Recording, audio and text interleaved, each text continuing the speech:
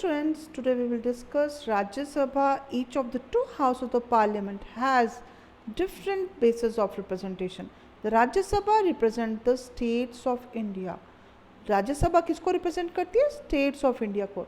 It is an indirectly elected body. Lok Sabha में जो चुनावों के द्वारा प्रतिनिधि चुन करके आते हैं और वो प्रतिनिधि सरकार बनाते हैं. और तो यहाँ पर क्या होता है कि residents of the state they elect members to state legislative assembly. जैसे देखिए हिमाचल प्रदेश के जो स्टेट के जितने भी रहने वाले हैं 18 इयर्स के ऊपर जो स्टूडेंट्स हैं या मेल हैं फीमेल हैं, they what they do, they take participation in the elections and they choose their representative or that representative that represent the citizens in the state legislative assembly.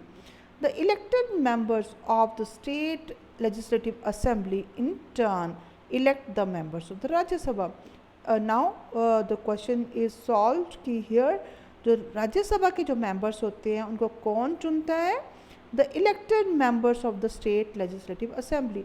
State legislative assembly के जो members होते हैं वो choose करते हैं members of the Rajya Sabha. We can imagine two different principles of representation in the second chamber. One way is to give equal representation to all the parts of the country irrespective of their size और population.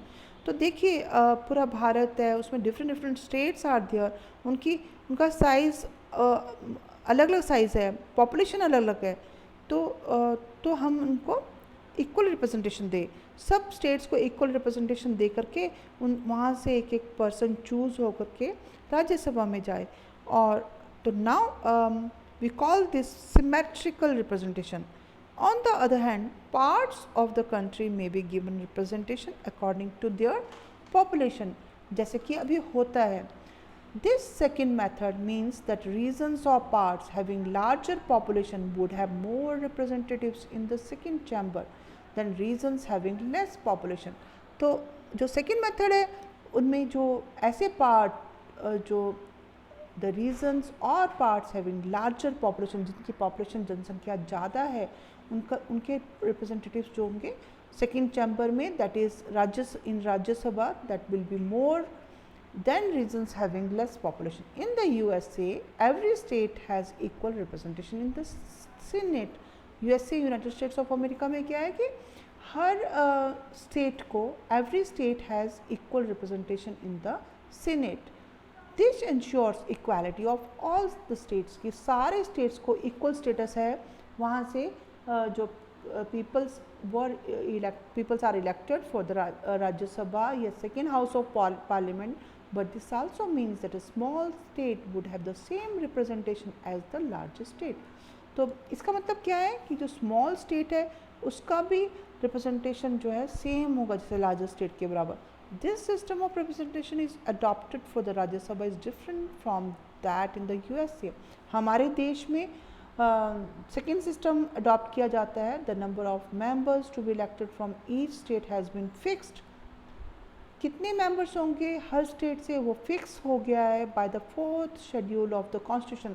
संविधान के 4th schedule में ये fix हो चुका है. What would happen if we were to follow the American system of equality of representation in this Rajya Sabha. America में equal number of states, they have states हैं, they have equal number of representation in the senate.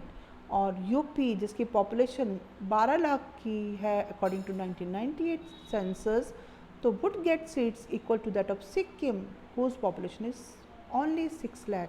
तो देखिए सिक्किम जैसा छोटा state जिसकी population कम है 6 लाख की, और यूपी जो कि साइज़ में और पॉपुलेशन में ज़्यादा है, उसको बराबर अगर दोनों के रिप्रेजेंटेटिव होंगे राज्यसभा में, दैट मीन्स equal representation नहीं होगा. The framers of the constitution wanted to prevent such discrepancy. States with larger population get more representatives than states with smaller population. Thus, a more populous state like UP sends 31 members to the Rajya Sabha. 31 member भेजता है UP जबकि हमारे जैसे हिमाचल से चार राज्यसभा की लोकसभा की seats 4 हैं एंड तो जैसे यहाँ पर दिखा कि जैसे सिक्किम की सिर्फ एक सीट है राज्यसभा की। तो members of the Rajya Sabha are elected for a term of 6 years। Rajya Sabha के जो मेंबर्स होते हैं वो 6 years के लिए इलेक्ट होते हैं, और जैसे कि लोकसभा के मेंबर्स होते हैं they were elected for a period of 5 years। They can get reelected. All members of the Rajya Sabha do not complete their term at the same time. पांचों सारे जो मेंबर्स होते हैं राज्यसभा के, उनकी टर्म एकदम से ख़त्म नहीं होती। Every 2 years 1/3 members of the Rajya Sabha, क्या होता है कि राज्यसभा के जो 1/3 मेंबर, अगर जैसे मतलब अगर they complete their term and elections are held for those ones, 1/3 जो राज्यसभा के मेंबर्स हैं दे गेट रिटायरमेंट, और उसके बाद नए मेंबर्स चूज़ होते हैं, और दस the Rajya Sabha is never dissolve. 1/3 2 years के बाद, फिर अगले 2 years के बाद फिर दूसरे 1/3, और उसके बाद उस जो लास्ट जो 6th year कंप्लीट होगा तब 1/3 और जो मेंबर्स हैं दे गॉट रिटायर्ड। तो यहाँ पर टोटल सारे मतलब टोटल मेंबर्स जो होते हैं राज्यसभा के वो 6 years में अपना टर्म पूरा कर लेते हैं। 10 और जैसे कि वो जो पहले वाले जो 1/3 जो पहले रिटायर्ड हुए थे फर्स्ट 2 years में, तो दे रिमेन आफ्टर 6 years, तो therefore some always remain in the Rajya Sabha, और इट मीन्स कि Rajya Sabha is never fully dissolve. जैसे कि लोकसभा एकदम से फुली डिज़ोल्व हो जाती है, 5 साल के बाद दोबारा से लोकसभा के चुनाव होते हैं। यहाँ पर हर 2 साल के बाद चुनाव होते हैं for the 1/3 members of the Rajya Sabha, इसलिए इसको परमानेंट हाउस बोलते हैं। It is called permanent house of the parliament. The advantage of this arrangement is that even when the Lok Sabha is dissolved and the elections is yet to take place, अभी elections होने हैं और Lok Sabha dissolve हो गई है, तो जो राज्यसभा की मीटिंग्स होती है they can be called and urgent business can be conducted, मतलब जरूरी कामकाज होता रहता है जबकि लोकसभा डिसॉल्व भी हो गई। Apart from the elected members, Rajya Sabha also has 12 nominated members। Rajya Sabha में इलेक्टेड मेंबर्स होते हैं from the different states, but they also have 12 nominated members. 12 सदस्य नामित होते हैं, और वो नामित कौन करता है, नॉमिनेशन कौन करता है, president nominates these members. These nominations are made from among the persons who have made their mark in their fields of literature, science, art and social service। ऐसे जो लोग जिन्होंने कि लिटरेचर में, साइंस में या आर्ट्स के फील्ड में, सिनेमा में, साइंस की फील्ड में, लिटरेचर में बहुत ज़्यादा योगदान दिया, सोशल सर्विस में योगदान दिया है, तो ऐसे लोगों को जो प्रेसिडेंट है वो चूज़ करते हैं, डोमिनेट करते हैं फॉर द राज्यसभा। तो now next we will study about the Lok Sabha also, and this is Lok Sabha as you all know and the state legislature assembly. और लोकसभा जो कि सेंट्रली जो हमारी जो मेन सेंटर है हमारे लेजिस्लेचर का, और साथ में स्टेट लेजिस्लेटिव असेंबलीज जो होती हैं they are directly elected by the people. Elections होते हैं, पूरी entire country is divided into territorial constituencies, और रफली इक्वल पॉपुलेशन, बराबर की जनसंख्या में डिवाइड करते हैं। One representative is elected from each constituencies through universal adult suffrage. एक रिप्रेजेंटेटिव प्रतिनिधि चूज़ किया जाता है, और that is through universal adult suffrage.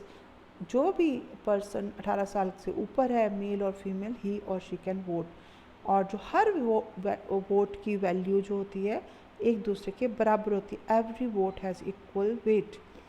और अभी 543 कॉन्स्टिट्यूएंसीज हैं इंडिया में, और ये अभी बदला नहीं है। लोकसभा में जो लोग इलेक्ट होते हैं that is for a period of 5 years, और ये मैक्सिमम है।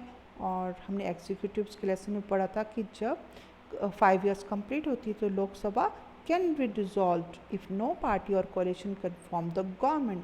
या जो प्राइम मिनिस्टर है वो एडवाइस करता है government to dissolve the Lok Sabha and hold fresh elections. जब प्राइम मिनिस्टर अगर लोकसभा भंग कर दे तो प्रेसिडेंट क्या करता है कि नए इलेक्शंस के लिए गाइडलाइंस जारी करता है. तो this is about Lok Sabha. Okay, you just know about the different two houses of the